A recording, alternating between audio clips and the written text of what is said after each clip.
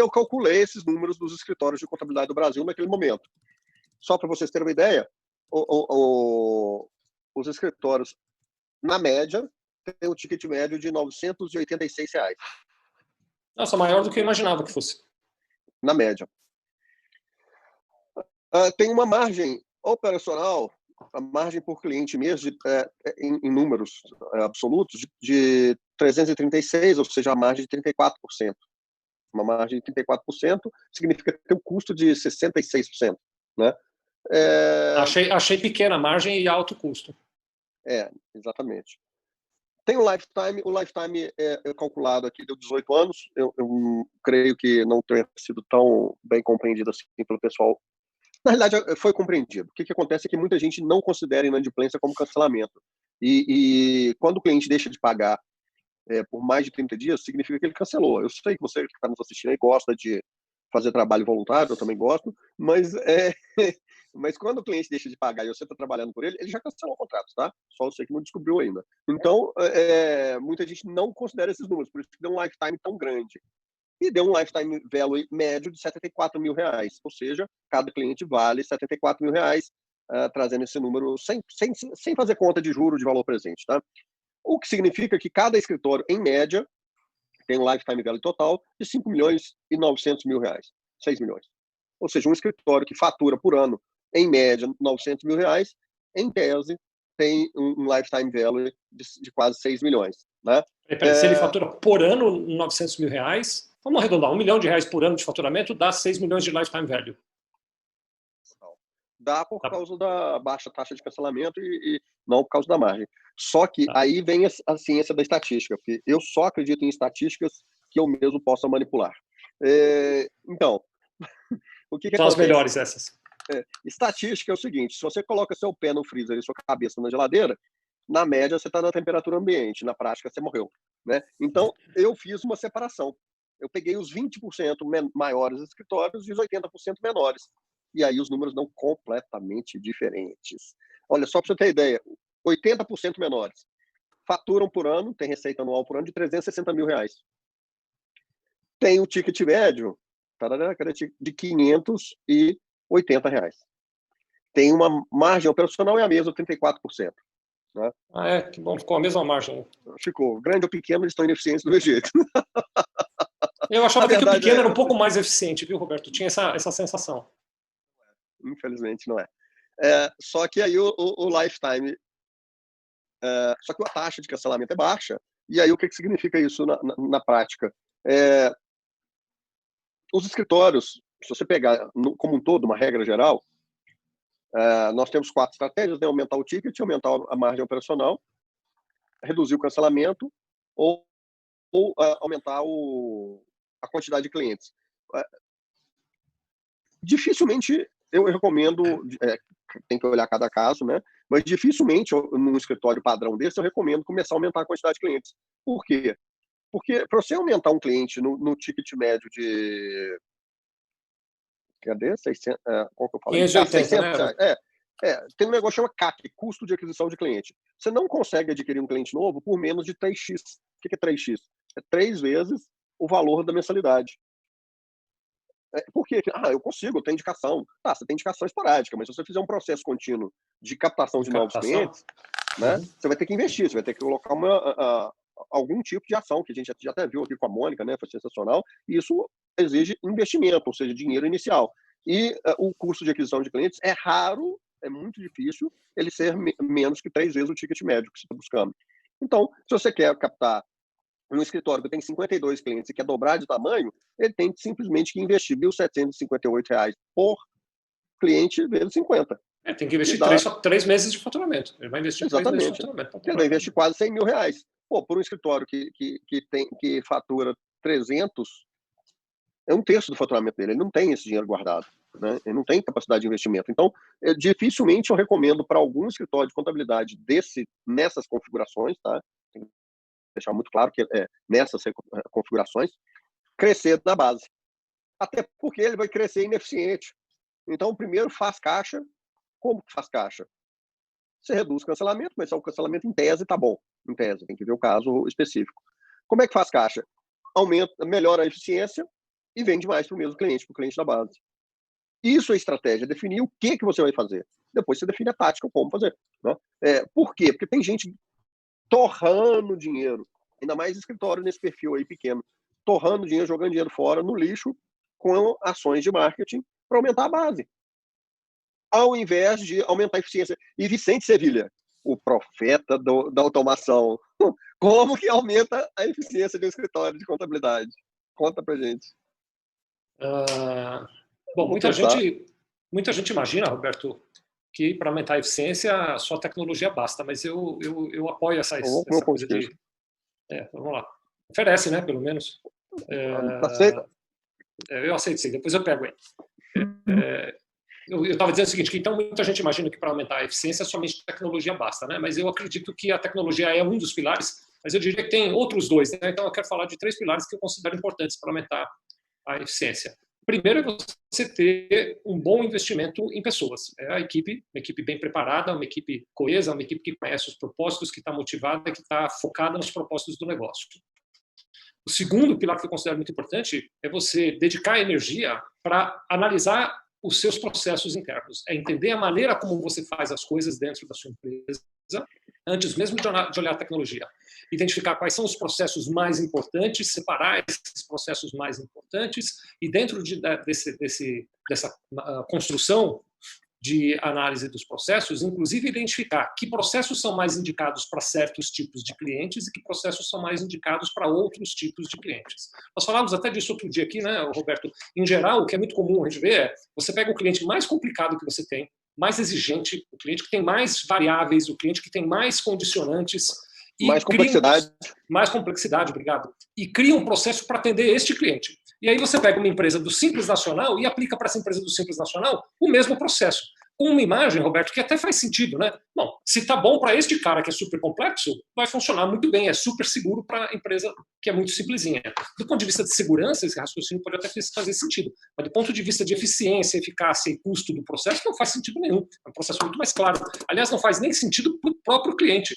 Tem demandas que para este cliente você precisa fazer que para esse outro você não precisa fazer.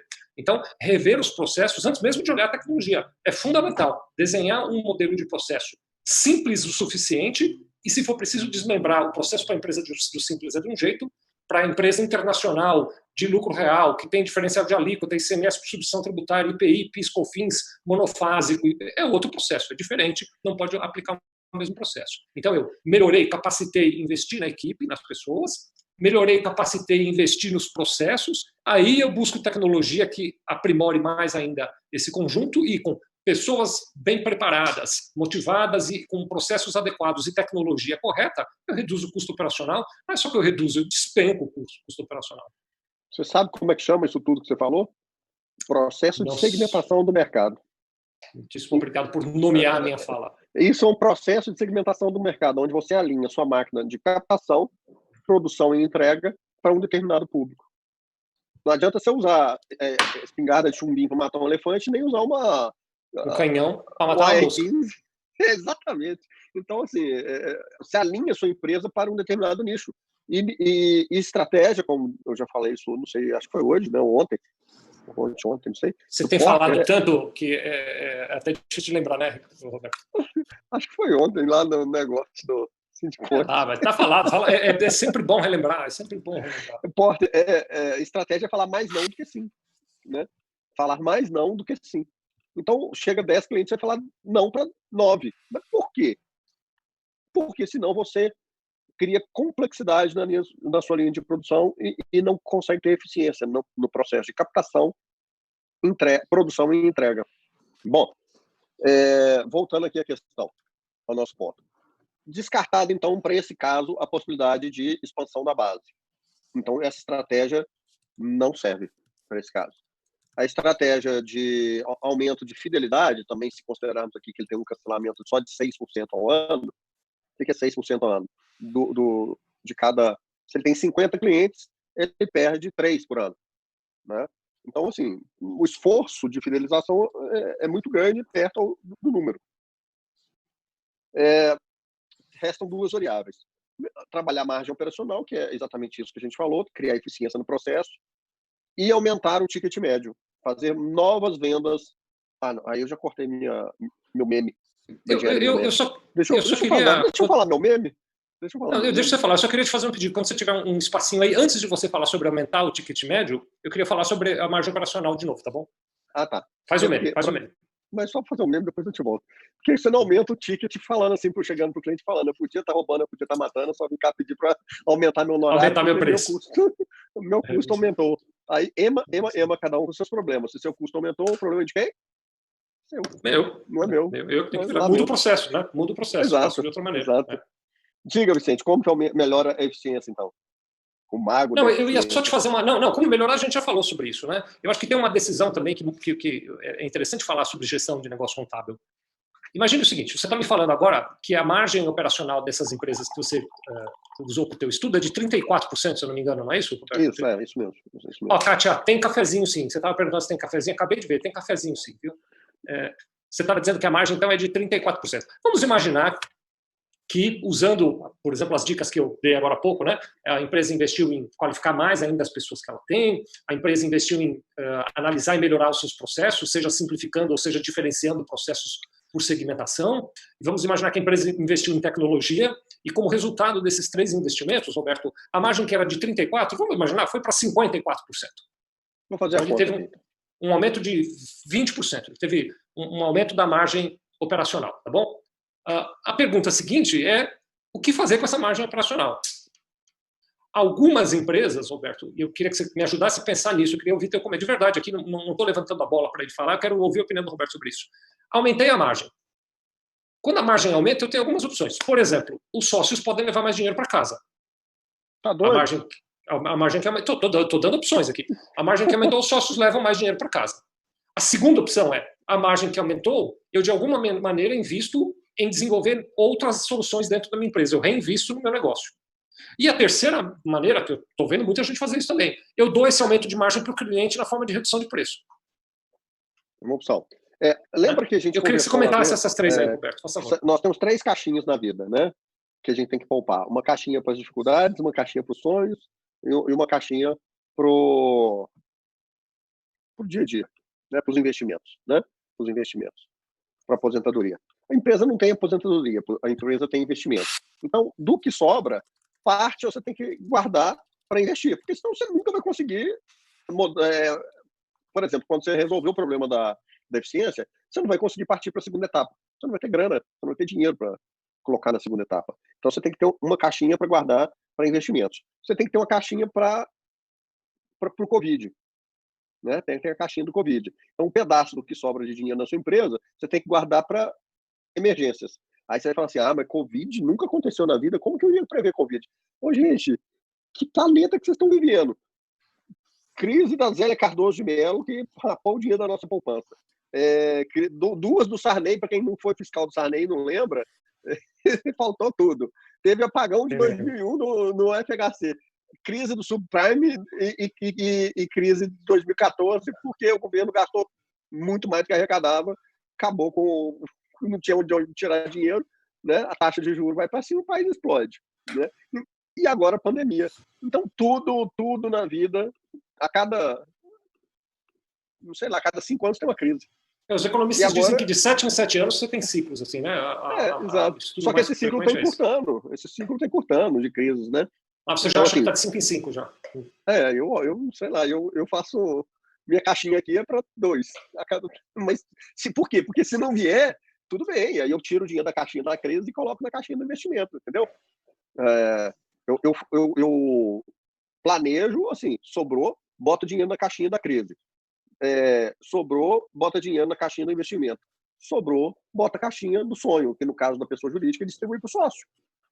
Deixa eu mostrar o apoio que a gente recebeu agora. Acabamos de receber o apoio. Você sempre mostra a Chloe, deixa eu mostrar a Isis aqui. Ó. Ele está ensinando como investir, Isis. Você fica de olho ali.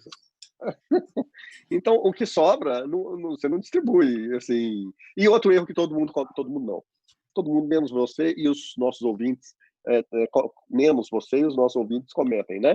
Que é colocar o prolabore do sócio como se fosse o CEO da Apple, mas ele executa a função de coordenação, né? Então, esse é um erro grave que drena a empresa de contabilidade. Vou dar um exemplo real.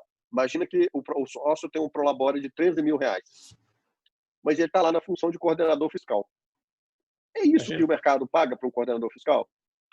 Onde ele vai arrumar um emprego de coordenador fiscal? Aliás, eu digo isso, Roberto, vou pegar o teu comentário não só para os empresários de contabilidade, para todos os empresários. Né? Eu digo para ele, a hora que você vai definir o seu Prolabore, você faz o seguinte, olha para o mercado e vê quanto custa contratar um funcionário para fazer o que você vai fazer com a mesma capacidade que você faz. Isso, o limite do teu Prolabore é isso aí, não pode ser mais do que isso.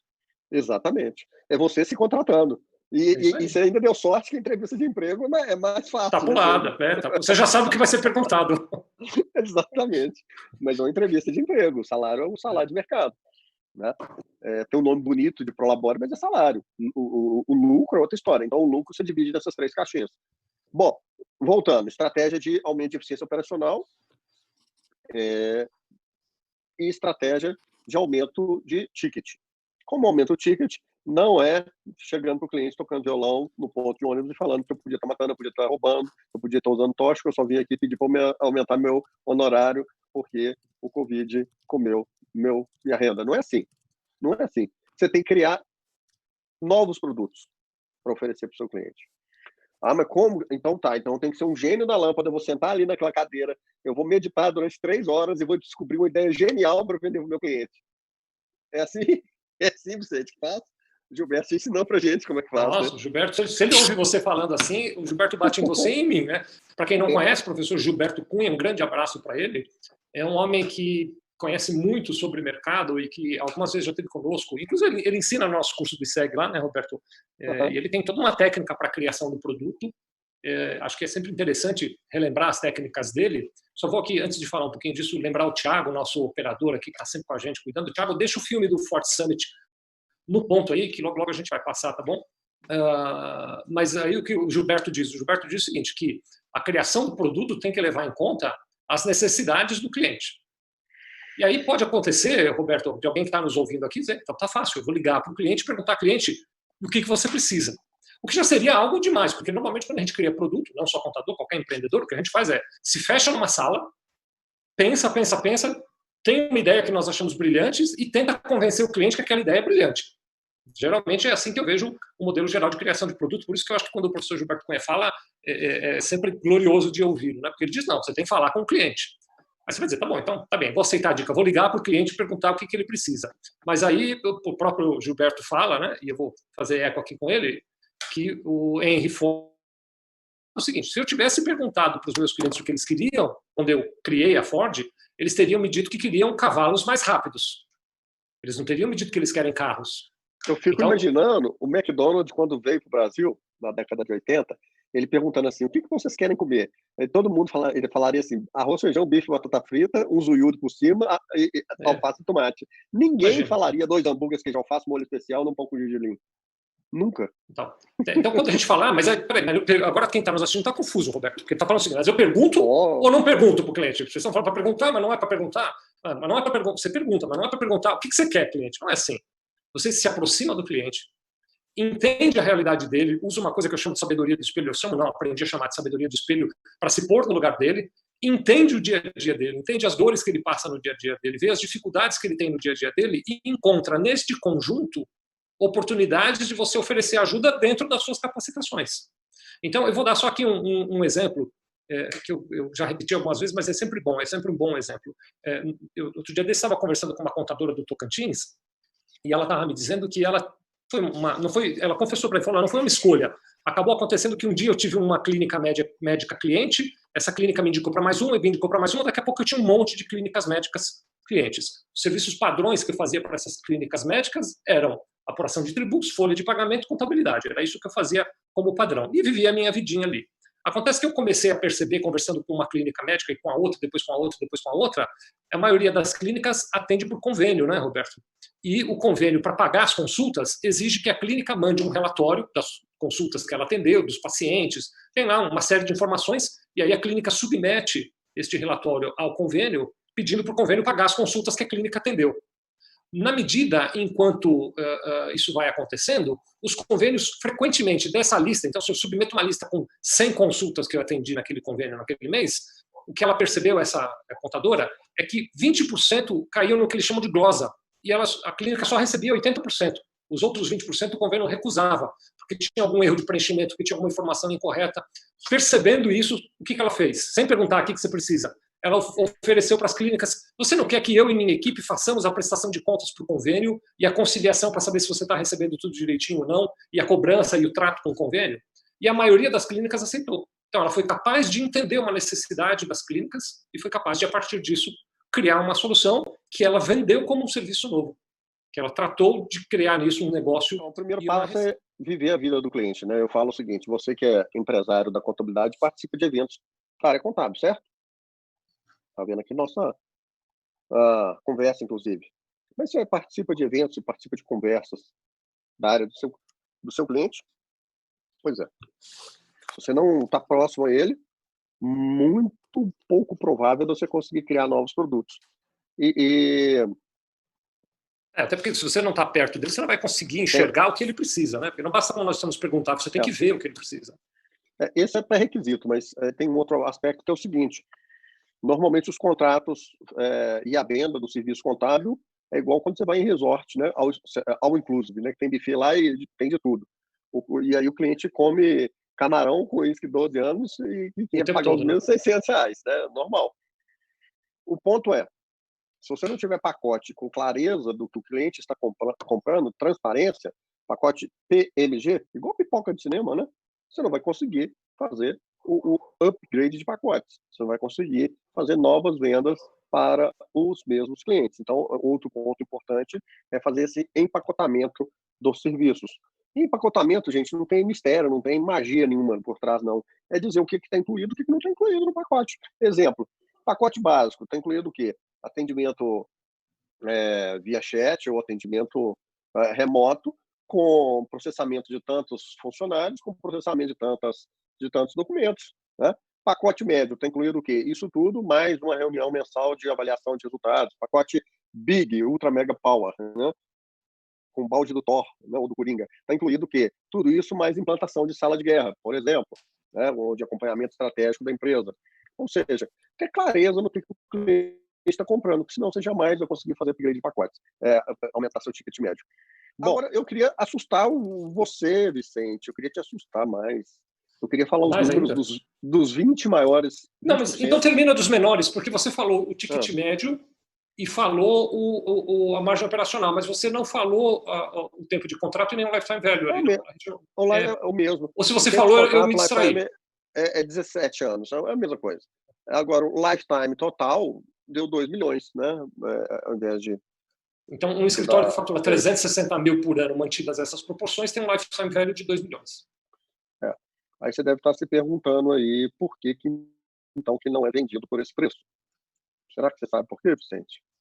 Não, na verdade, eu não estava me fazendo essa pergunta, não, mas vou fazer agora. Então, por que ele não é vendido por esse preço? Porque é o seguinte, existe uma lei que muita gente tenta revogar no mundo, que é a lei de oferta e da procura, da oferta da demanda e da procura. A famosa lei da escassez. O que é isso? Né? Imagina que você tem um automóvel. Esse automóvel, vamos supor, vale R$50 mil, valia em janeiro. Por que agora você consegue vender o automóvel e só consegue vender por um valor mais baixo? Ninguém quer comprar agora. Porque agora ninguém está querendo comprar, ninguém está querendo fazer imobilização de dinheiro. Né? Não tem dinheiro para comprar, então tem menos gente comprando, seu ativo vale menos, certo? Bom, agora imagine o seguinte, imagine que você vai pegar seu automóvel, que vale R$50 mil, e vai anunciar lá no OLX assim, só vendo para outro contador. Aí é pior ainda. Então, por quê? Porque você diminuiu o tamanho do público que vai comprar. Isso. Né? E essa é a explicação porque é uma explicação empírica, eu não tenho comprovação científica disso, até estou trabalhando nisso lá no meu mestrado da FCU, né? De por que é uma loja, de uma franquia de chocolate vale mais do que um escritório de contabilidade na hora de vender. Porque a franquia de chocolate você vende para qualquer um, né? E o escritório de contabilidade você só pode vender para outro contador, né? Mas aí começa a dar nó na cabeça das pessoas, né? Começa a dar um nó, porque... Mas isso não era bom? Pois é, mas o que era já não é mais. Por uma razão muito simples. Antigamente, no tempo do avô do Vicente, o filho seguiu o que o pai fazia. Hoje aí você tinha uma proteção quanto a entrada de novos Uma sucessão, né, natural ali. E hoje, não necessariamente o seu filho vai querer ser empreendedor da contabilidade, mais ainda. Né? Antes, no tempo dos nossos avós, eles tinham 9 filhos. Pelo menos um ia seguir a carreira do pai. Hoje as pessoas têm 1, 2 filhos. Tirando você, Vicente, que tem um tanto, mas... Eu estou tentando ver se eu acerto um para seguir minha carreira aqui, né, cara? Então, mas no mundo inteiro é assim. Não, no mundo inteiro não é assim. Na realidade, num hospital, quem é dono do hospital não precisa ser médico. Quem é dono de uma construtora não precisa ser engenheiro. Né? Por que não? Porque exige... qual é a exigência? Que o diretor técnico seja um médico, que o diretor técnico seja um engenheiro. Quem vai cuidar da operação, né? Exatamente. E aí faz todo sentido, óbvio, é normal que seja assim. E em Portugal já é assim. A Ordem dos Contabilistas Certificados lá de Portugal já deu um passo adiante. Eles deram um passo adiante aqui com relação ao Brasil. E você pode constituir uma empresa de serviços contábeis. Até essa empresa pode ser uma sociedade anônima, uma SA, desde que o diretor técnico seja um contabilista certificado. Né?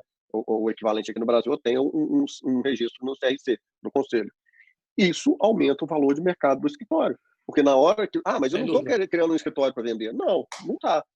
Mas ele é um patrimônio seu, é aquela conversa, né? Eu tenho um carro, eu não quero vender meu carro, mas nem por isso eu vou deixar de dar manutenção. Porque um dia eu vou precisar vender. É inevitável. Um dia eu vou fazer uma fusão. Um dia eu vou precisar de investidor. Justamente para promover algumas ações dessas. E aí, se eu não acho um investidor que seja outro profissional da contabilidade, eu não consigo. Né? Até consigo, né? Se for um profissional de profissão regulamentada. No meu caso, pode até ser um enfermeiro. Mas você consegue investidor pessoa física, você não consegue investidor institucional. Por isso que não existe unicórnio. Sob esse sentido, o mercado contábil no Brasil tem um pequeno nível de profissionalização sob esse ponto de vista. Né? Ele ainda é muito pessoal. Né? Falta governança e aí os sócios sangram a empresa. E a realidade que eu vejo é o sócio tirar o dinheiro da empresa e investir em outras coisas para a aposentadoria dele. Ele compra imóveis, compra fazenda, compra automóveis, comprava telefone antigamente. Por quê? Porque ele não acredita no negócio dele. É muito interessante isso, né? O sujeito, ao invés de investir no negócio, investe em outro tipo de negócio. Compra uma fazenda, compra um... É verdade, eu já vi muito isso, você tem toda a razão. Né? A dura e nua e crua. Numa próxima vez que a gente for conversar sobre isso, eu vou contar o caso da consolidação, porque agora eu estou bem mais convicto de que a consolidação vai acontecer. Enfim, essa é a realidade dos pequenos escritórios de contabilidade do Brasil. E com isso eu não quero dizer que é melhor ou que é pior. Não, eu estou dizendo que há um ajuste estrutural a ser feito, há um ajuste no marco regulatório que, na minha percepção, enquanto estudioso do mercado, né, global do mercado, eu me posiciono assim. Eu não sou profissional da contabilidade, eu estudo esse mercado. E por isso mesmo eu tenho bastante isenção para falar dele, né, do mercado prestador de serviços contábeis, no Brasil e no mundo. Então, isso não diminui, já até falei isso em outras vezes aqui, a capacidade empreendedora, só que nós precisamos melhorar alguns pontos, né? Para melhorar o primeiro ponto, para melhorar é reconhecer que a gente não é bom em tudo, não é isso? É ter um pouco de humildade para poder reconhecer que a gente precisa melhorar algumas coisas. Aí, vamos para o outro aspecto, né? Para você falar para o outro grupo, né? Para os 20% maiores ali. Isso. Aí, nós temos o seguinte, os 20% maiores têm uma receita média anual de R$ 3.526.000. Tem uma margem operacional ligeiramente superior, 35%. Tá? E tem até um índice aqui que é interessante, que eles têm um lifetime maior, 21 anos. Por quê? Porque você nunca reparou que o que você compra na internet, por exemplo, você compra um negócio baratinho, aí você pensa assim, eu não gostei não, aí você vai lá e compra outro. Ou você assina o Dropbox, fala assim, não gostei não, vou assinar o Google Drive. Tudo que tem preço baixo, você troca mais rápido. Então, como o ticket médio dos 20% maiores é R$ 1.447 a preços de 2017, tá? Então isso hoje já tem um valor um pouco maior, a preços de 2017 significa um valor, deixa eu ver aqui, um valor contra 600 contra 1.500, é 3 vezes mais, né, o ticket médio. do outro. O ticket médio é bem mais alto, verdade. É. E a tua tese, então, é de que como o ticket médio é mais alto, a decisão da troca é mais lenta. Sem dúvida. Não, é fato. Isso é fato. Quanto maior o contrato, mais difícil é de você trocar esse contrato. O que acontece? Eles têm, então, o que tem de diferente? Eles têm mais caixa para investir. Porque mesmo com uma margem ainda ruim, de 35% na média, né, quando você pega o caixa o resultado de 35% de 3 milhões, é muito melhor do que 35% de 300 mil. Né? Então, sobra mais caixa para investir em clientes. Agora, eu tenho aqui uns casos interessantíssimos. Você ainda não falou do valor total desses escritórios, dos 20%. O valor total.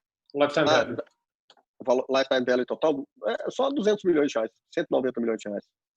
O escritório fatura 3 milhões e 600 mil por ano, que era mais ou menos essa média, né? Uhum. Puxa vida. Por quê? Eu já botei aqui o link, viu, meu querido? Pode pegar o link aqui do artigo e dar uma lida. Porque tem muito número, porque tem muito um faturamento muito alto e um lifetime muito alto, né? Muito grande. 21 anos, é muita coisa.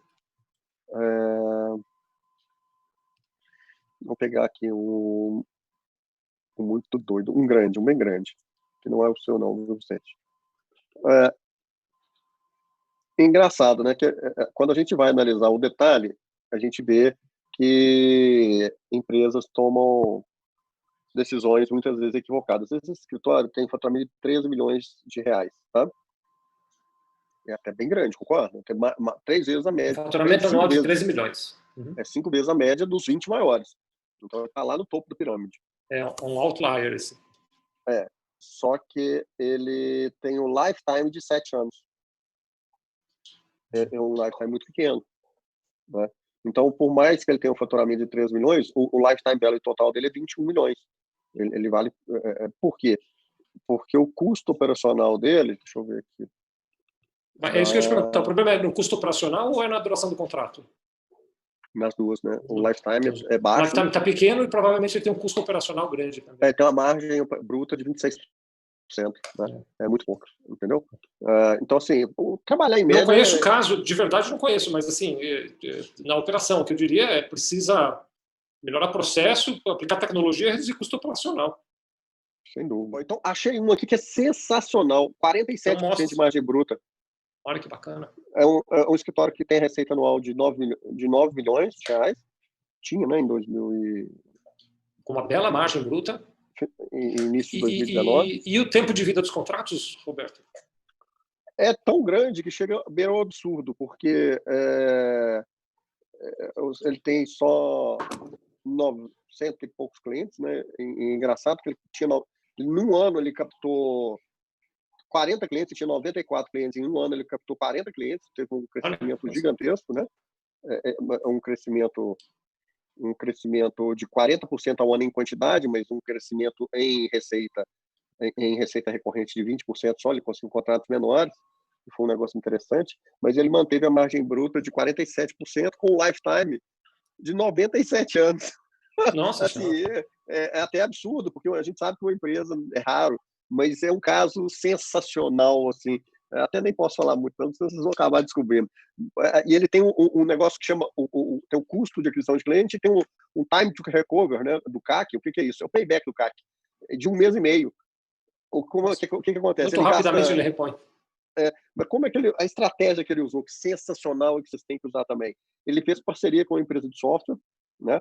E ele consegue clientes fazendo o trabalho junto com a empresa. Ele faz BPO, né? BPO e outsourcing, usando um único software para os clientes. E aí ele cresceu muito rapidamente, a empresa, vocês podem perceber que é grande, 9 milhões de reais, né? E que tem uma margem muito grande, e ele só opera com aquele software. Então, assim, extraordinário. Cola na turma de software, gente, que vocês vão estudar bem. Mensagem final. Muito bom.